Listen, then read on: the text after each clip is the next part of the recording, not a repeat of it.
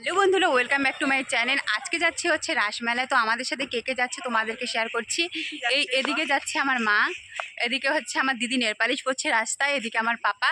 আর এই মিষ্টি বুনু যাবে না, ওর প্রাইভেট আছে বলে। তো তোমরা ভিডিওটা কন্টিনিউ দেখো আর পরবর্তীতে পুরোটা শেয়ার করবো। আমরা টোটোতে উঠে পড়েছি,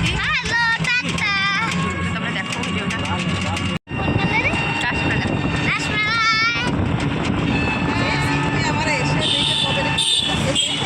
আমার দিদি বাড়িতে নেল পালিশ করার সময় পাইনি দেখে টোটোতে পড়ছে।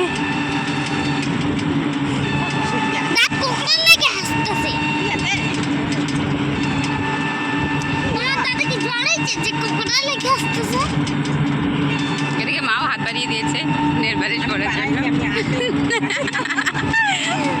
তারপর আমরা উঠে পড়লাম বাসে, কেননা আমাদের বাড়ি থেকে কোচবিহারের দূরত্ব প্রায় 1.5 ঘন্টার মতো। তো ফাইনালি আমরা মেলায় চলে এসেছি। তো আমাদেরকে রাস্তাতেই নামিয়ে দিয়েছে। আমরা ভাবলাম যে টোটো ধরে মদনমোহন বাড়িতে যাব, কিন্তু সেটা আর হলো না, কারণ এত পরিমাণে আজকে ভিড় যে আর টোটো পাওয়াই যাচ্ছিল না। তাই আমরা সবাই মিলে হেঁটে হেঁটেই যাচ্ছিলাম মন্দিরের উদ্দেশ্যে। আর দেখো বন্ধুরা, আজকে কি পরিমাণে ভিড় হয়েছে। যেহেতু আজকে রবিবার, তাই সবাই আজকেই মেলাতে এসেছে। আর এদিকে দেখো, একটা বুনু কি সুন্দর করে ব্যালেন্স হিসেবে খেলা দেখাচ্ছে। আমার তো বেশ ভালো লেগেছিল, কিন্তু ভালো করে ভিডিও করতেই পারিনি। কি করে ভালো করে ভিডিও করব বলো? সবাই তো আমাদেরকে ঠেলে ঠেলেই সামনে নিয়ে যাচ্ছে, দাঁড়ানোর সময়ই পাচ্ছি না। আমরা কিন্তু মদনমোহন মন্দিরে প্রবেশই করতে পারিনি, কারণ প্রথমেই আমরা পেছন পাশ দিক দিয়ে গিয়েছিলাম। আর ওখানকার গার্ড দাদারা বলছিল সামনের দিকে আসতে।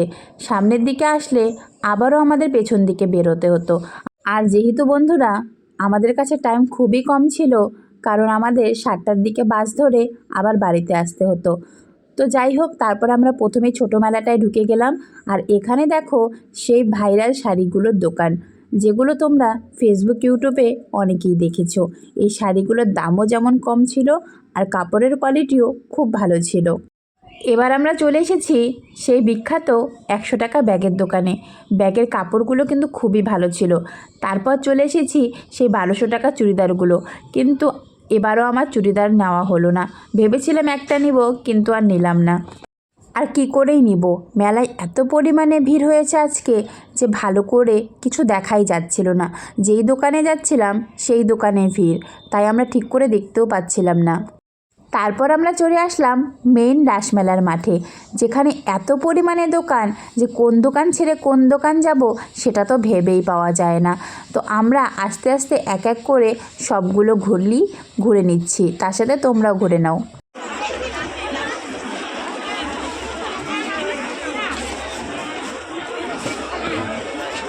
এবার তোমাদের দেখাবো সবথেকে বড় নাগরদোলা, যেটা আমাদের রাসমেলার সবথেকে ভালো আর ইউনিক। আর এদিকে দেখো ফুলের দোকানগুলোর ফুলগুলো কতটা সুন্দর।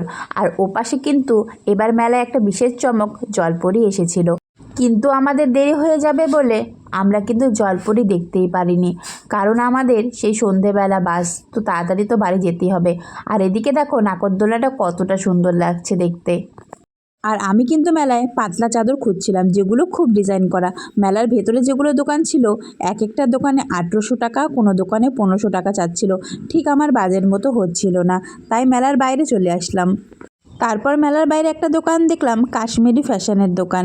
এটাতে ঢুকে দেখলাম এখানে পাতলা চাদরগুলো যেমন সুন্দর তেমন বাজেট ফ্রেন্ডলি, তাই ওখান থেকে আমি চাদর কিনে নিলাম। তারপর আমরা এবার বাড়ির উদ্দেশ্যে রওনা দিয়ে দিলাম। তো বন্ধুরা, তোমরা কে কে রাসমেলায় এসেছো অবশ্যই বলো। আর আমার এই ভিডিওটি ভালো লাগলে লাইক কমেন্ট করো, শেয়ার করো, আর সাবস্ক্রাইব করতে ভুলো না। ততক্ষণ সবাই ভালো থেকো, সুস্থ থেকো, রাধে রাধে, টাটা।